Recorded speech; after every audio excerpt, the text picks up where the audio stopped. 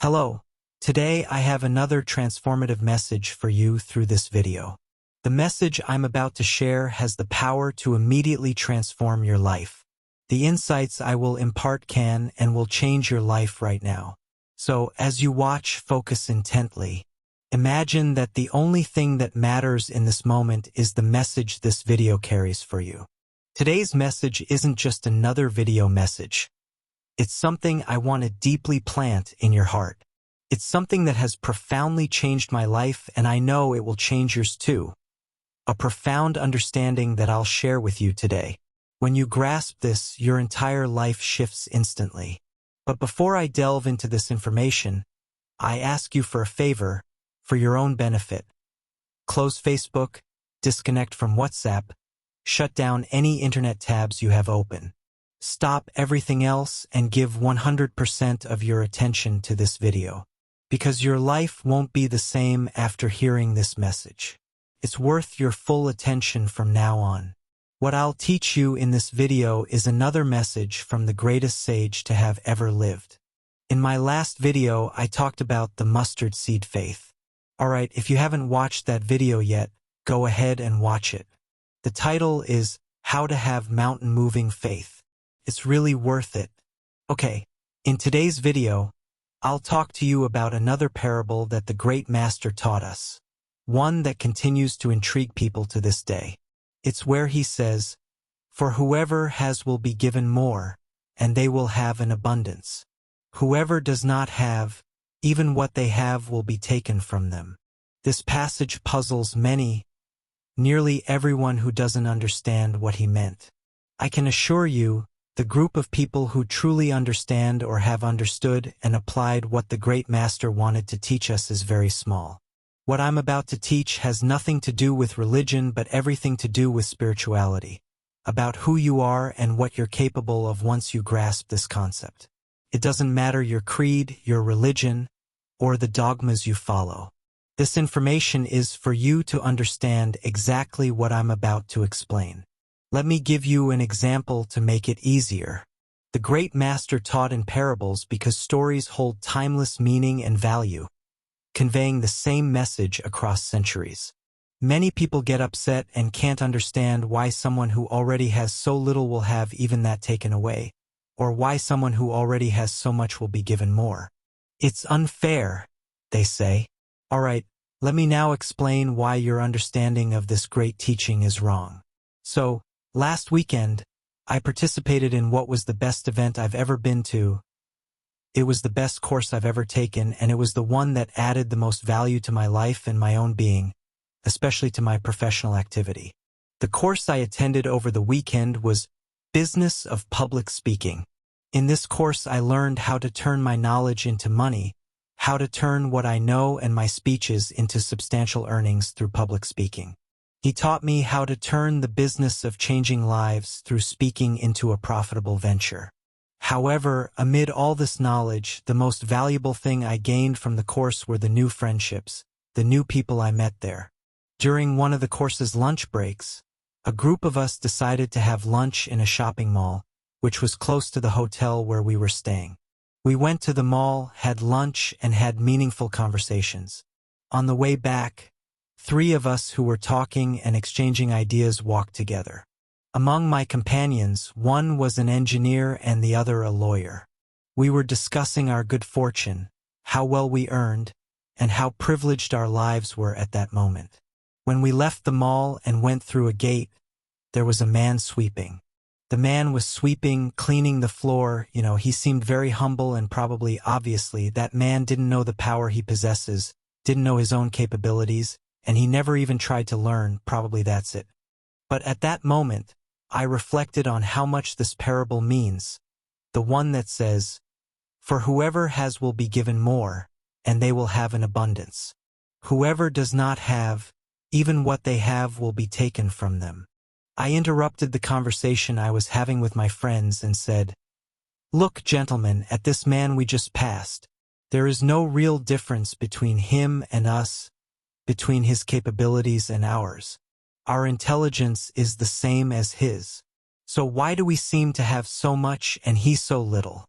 At that moment, I stopped to explain the whole process and shared that I had once been in his place. It was when I worked in mining. Back then, I used to look at people passing by in their blazers, driving new cars, living in big mansions, earning a lot of money, and I used to believe life was unfair or they were just lucky. Today, I want to explain to you that luck doesn't exist. Write down this phrase. Luck in life happens when preparedness meets opportunity. What we were doing there was preparing ourselves, so it's clear that soon we will or would have luck in life. I told this story to illustrate to those people in blazers, attending courses, having lunch at the mall, talking about the good life, and to the other man there in that situation, earning such a miserable salary, living such a precarious life. If I say we are all equal, what is the difference? What makes the difference and explains taking from someone like him and giving to someone who already has more? If we don't understand this parable, if we don't grasp what the great master meant, it can lead to great frustration, even resentment in our hearts and souls. It doesn't seem fair at all. Pay close attention to what I'm going to say now. Why does this seem unfair? It's because we are used to focusing on the consequences. We tend to look for answers to what happens in our lives based on the consequences. Where does this happen? The consequences are poverty or wealth. We need to learn to look for answers to our questions in causes. What we need to understand is what causes poverty and what causes wealth. What is the cause that leads to the consequence of poverty? And what is the cause that leads to the consequence of wealth? Let me explain with a parable. In this parable, the great master tells the story of a man who went on a pilgrimage for several years. Before leaving, he called 3 of his servants. To one of them he said, "I will give you 5 talents.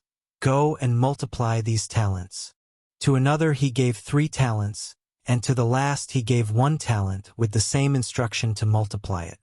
Years passed and you returned. The servant who received 5 talents multiplied them and now had 10 talents. He doubled what was entrusted to him. The servant with 3 talents also doubled them and now had 6 talents. However, the servant who received only 1 talent did nothing with it. He buried him. When the master returned, this servant presented only the talent he had originally received. According to the parable, the Lord called him, rebuked him, and told him he was evil. The master took his talent and gave it to the one who already had 10 talents. The Lord explained that from those who do not have, even what they have will be taken away, and from those who have more they will receive more. This parable may actually seem quite intriguing. The first explanation about this parable, talento, was the name of the currency at that time. So, when he talks about 5 talents, it's like saying $5 or $5,000 today. The first thing that needs to be understood is that he was talking about money. It was 5 talents. Now, let's get to the explanation that will change your life. It's a metaphor, okay? It's not about money itself that he was talking about. It's about the cause. What caused this money to double was the attitude. The one who had 5 talents doubled them to 10 talents because of his attitude. The one who received only 1 talent kept just 1 talent. What was the attitude? It was the attitude of doing nothing, the attitude of doing nothing. Now, what did he mean by, "To those who have more will be given, and they will have an abundance"? But from those who have nothing, even what they have will be taken away. Those who have a mindset of prosperity, those who have a mindset of taking advantage of the opportunity to grow, will be given more. This man saw the opportunity. He received 5 talents, so he had a foundation, he had a start. He only needed the right attitude, and he had the right attitude, he had the right thought. He had a mindset of prosperity. He used those talents to multiply. When the master came, he returned the master's talents and the interest that the master would charge. But he already had his start. He had the talents that were now his, the start, the money that was now his. The man who did not have a mindset of prosperity had a selfish mindset. His mindset was that the master would come and charge interest on the money he had given him, but it was fair because the man gave him an opportunity to start a new life. What happened to him was a test. This is a parable, gentlemen. This is a parable to be understood in real life. This is to be understood in the cause. Your life will change now, at this moment, if you understand what I'm going to tell you now. You have received many talents in your life, not just in money. Let's translate talento to talents, skills in speaking, writing, convincing people. You have the gift of fixing things, building things, and ideas. But why do some people prosper much more than you? Why do some seem to achieve much more than others? What is the difference? The difference lies in your thoughts. To those who have more will be given. What does that mean? It means that those who have the right mindset will receive more. Those who think abundantly will receive more abundance. Those who think about becoming rich, about having money, will receive more money. They will become richer. But what about someone who doesn't have the mindset of wealth? What kind of mindset do they have? They have a mindset of poverty. So, more poverty will be given to them. They will receive more poverty. What happens when they receive more poverty? What they have will be taken away from them. On the other hand, the person who thinks about wealth will receive more wealth. This is what you need to understand. It's your thoughts and actions that will determine whether more will be given to you or whether it will be taken away from you. What do you want for your life? Do you want to receive things in your life? Or do you want to lose things? If you have a mindset of illness, more illness will be given to you. If you have a mindset of health, more health will be given to you. But if you have a mindset of illness, health will be taken away from you.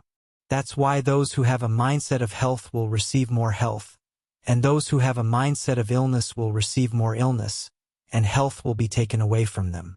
Reflect on what I'm saying. Analyze it. Now about money. If you only have $100 today, what is your mindset? Do you only have $100, or do you think, wow, I have $100? Or maybe, I only have $1. Notice the difference in these thoughts. It's not what happens to you in your life that matters. It's what you do about it that changes your life. Imagine you have a glass half full of water. Some people might say, oh, just half a glass of water. Others might say, wow, half a glass of water. It's half full. Do you see the difference? This is what he wanted to teach us. This is what the great master wanted to teach us. Now, my question to you is this. Are you going to use this in your life from today onwards? After all, what do you want to have? Start thinking about what you want to have. Stop comparing yourself to others. Just look to other people to model them, to imitate them, to bless them. When someone who is rich drives by in a new car, bless that person. It's great that someone managed to get rich because it shows that it is possible. Stop saying you don't have things because of others. It's not because of others. It's because of you and your thoughts. What thoughts do you have today? Thoughts of prosperity, thoughts of wealth, or thoughts of poverty, ill health, envy? I'm going to give you the most powerful exercise of all right now, and it's the most difficult to do. From now on, start blessing everything. Yes, everything you heard me say, start blessing it. Notice the small things in your life. Notice the digital device you're using to watch this video. Bless it. Even if it's of lesser quality than your friends or colleagues, bless your device because some people don't have a device like yours. Bless it because someone else has the best device, which means you can have it too. Bless the water you drink. Bless the advice people give you. Bless the books people write. If you're seeking success, bless successful people. But beyond blessing them, do this, learn from them.